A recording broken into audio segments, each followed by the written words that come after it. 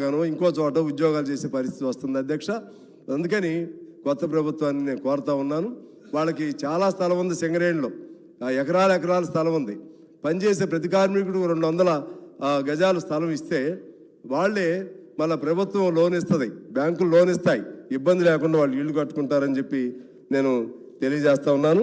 అలాగే అందులో ఉన్నటువంటి కాంట్రాక్ట్ వర్కర్లను చిన్నగా ఫేజ్డ్ మేనర్గా అయినా సరే వాళ్ళు కనీసం పర్మనెంట్ చేయలేకపోయినా హై పవర్ శాలరీస్ అనేది కోల్ ఇండియాలో ఇస్తున్నారు, వాళ్ళకి ఇప్పించే విధంగా చేయాలని నేను కోరుతున్నాను. అలాగే విద్యుత్తుకు సంబంధించినటువంటి అంశానికి సంబంధించి అక్కడ కూడా ఇదే పరిస్థితి. దాదాపు 60,000 మంది కార్మికులు ఉన్నారు.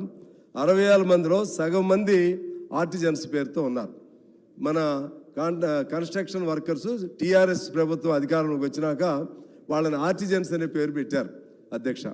ఆర్టిజన్స్ అనే పేరులోనే అది బ్రిటిష్ అవశేషం.